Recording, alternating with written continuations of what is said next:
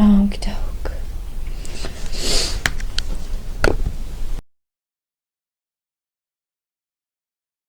Okey doke. See how I have switched the positioning again, trying to hide from the sun.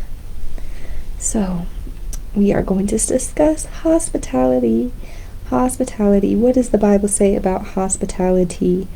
We're going to start out with Genesis, and this is a bit of a shorter talk. I'm not going to go too much on a rant, but I'm in that kind of mood, to be honest. But let's go into Genesis chapter 18, verses 1 through 8.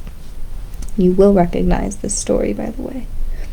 The Lord appeared to Abraham near the great trees of Mamre, while he was sitting at the entrance of his tent in the heat of the day. Abraham looked up and saw 3 men standing nearby. When he saw them, he hurried from the entrance of his tent to meet them and bowed low to the ground. He said, "If I found favor in your eyes, my Lord, do not pass your servant by. Let a little water be brought, and then you may all wash your feet and rest under this tree. Let me get you something to eat, so you can be refreshed, and then go on your way, now that you have come to your servant." "Very well," they answered. "Do as you say." So Abraham hurried into the tent to Sarah. "Quick," he said, "get 3 seahs of the finest flour and knead it to bake some bread." Then he ran to the heats and selected a choice tender calf and gave it to a servant, who hurried to prepare it. Then he brought some curds of milk and the calf that had been prepared and set these before them. While they ate, he stood them under a tree. Was that it? That was it. Okay, so when I first transcribed this, I went a little bit further. This was the story where they announce to Abraham that Sarah will be having a baby, even though he and Sarah both were very elderly, right? They were very old at that point. For that time, probably not today, seen as being old, but they were up there especially for that time, maybe, right? So they announced to Sarah that she's going to be having a baby, and there was some disbelief, right? There's like, oh, really? But it's saying here that the Lord appeared to Abraham. How? In the form of 3 different men. And Abraham recognized, a very important message in this is that he recognized immediately who they were. He's like, oh my goodness, these are our great guests. We need to serve them accordingly. And something that I thought was kind of funny when I first read it, but then as I'm reading it a second time, it's commonplace, I would say. He said, let me get you something to eat, which in all technicality he did. But I thought it was funny. They're like, okay, very well, do as you say. Go get us something to eat. But of course Sarah is the one preparing the bread, and then the servants are preparing the food. But he does have a hand in selecting the calf and bringing out the curds of milk and stuff like that to present to them. So he played the role of the greeter. The male is playing the role of the introduction, the greeting, right? The hospitality, and the heart of the hospitality really comes from the work of Sarah, his wife, and the servants. So it is a group effort. Hospitality is rarely done just solely on the back of one individual. Hospitality is a group effort. It's a group event to go ahead and make a group of people or a single person feel well taken care of and feel appreciated and hospitalized. I don't know what word to describe that, but to feel comfortable, right? It takes a village, if you would. So that is just a little note on that. 2 Samuel here, chapter 9, verses 1 through 7. David asked, "Is there anyone still left of the house of Saul to whom I can show kindness for Jonathan's sake?" Now there was a servant of Saul's household named Ziba. They summoned him to appear before David, and the king said to him, "Are you Ziba?" "At your service," he replied. The king asked, "Is there no one still alive from the house of Saul to whom I can show God's kindness?" Ziba answered the king, "There is still a son of Jonathan. He is lame in both feet." "Where is he?" the king asked. Ziba answered, "He is at the house of Machir, son of Ammiel in Lo-debar." So David had brought him from Lo-debar from the house of Machir, son of Amiel, where Mephibosheth, son of Jonathan, the son of Saul, came to David. He bowed down to pay him honor. David said, Mephibosheth,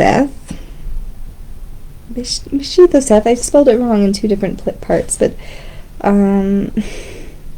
Mephibosheth, that is just a doozy of a name. Bible.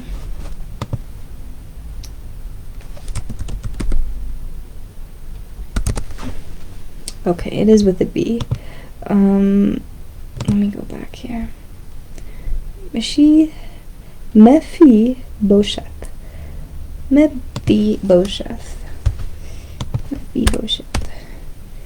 David said, Mephibosheth, at your service, he replied. Don't be afraid, David said to him, for surely I will show you kindness for the sake of your father Jonathan.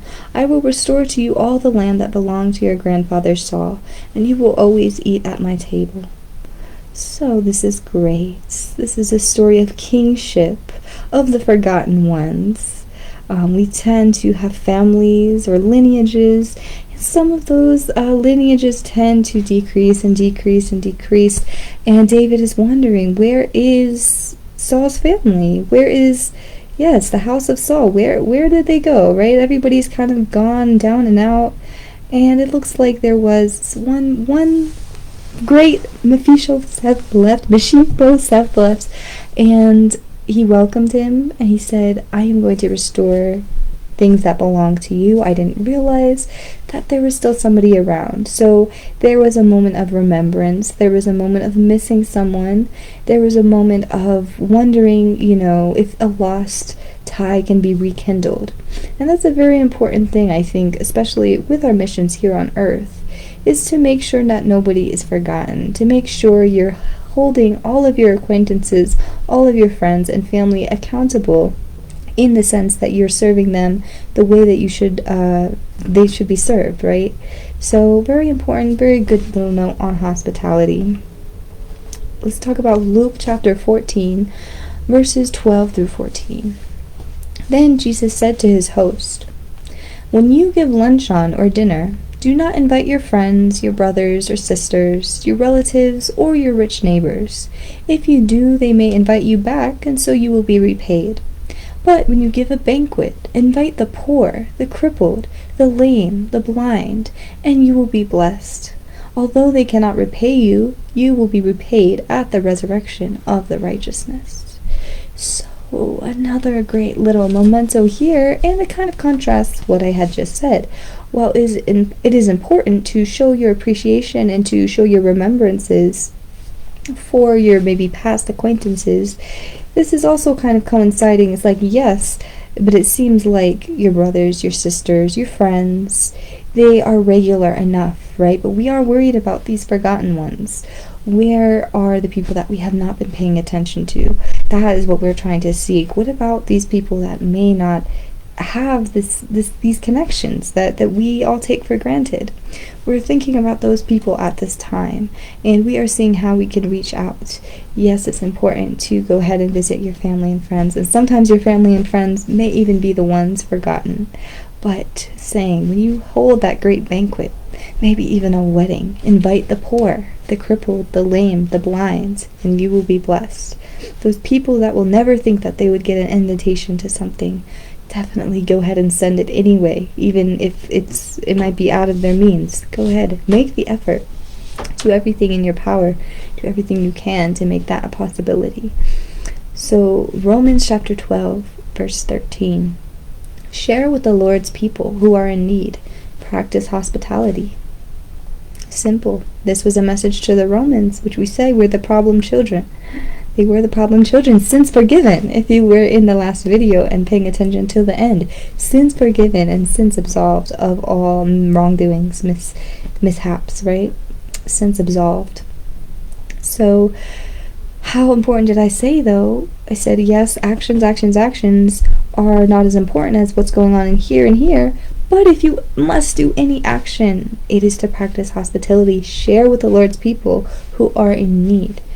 who are in need. And that is a message that I will hammer in again and again, only if to remind myself. Only if to remind myself that that is a mission and that is a goal of mine. So, very, very important. 1 Peter, chapter 4, verse 9, last word of the day, maybe. Offer hospitality to one another without grumbling. So, very important. If it's not a good time, it's not a good time, right? We are not to offer hospitality but have it be a pain in the, in the butt, right? We don't want it to be a pain in the butt. We don't want it to be an overbearance. We don't want it to be difficult. We don't want it to be an annoyance. You're supposed to offer hospitality when it's a good time for you, because you'll do it without grumbling. You'll do it gladly. You'll do it willingly. You'll feel a calling to do so. But if the calling is not there for you, then just do it without grumbling. So do it in response. Just do it another time. Just if it's not a good time, it's not a good time. And sometimes it's good to rest, take breaks from people. Not all times are good times for hospitality. Long sigh. Long sigh. And it gives other people the opportunity to step in, because we do run on different clocks. One person might not be feeling well.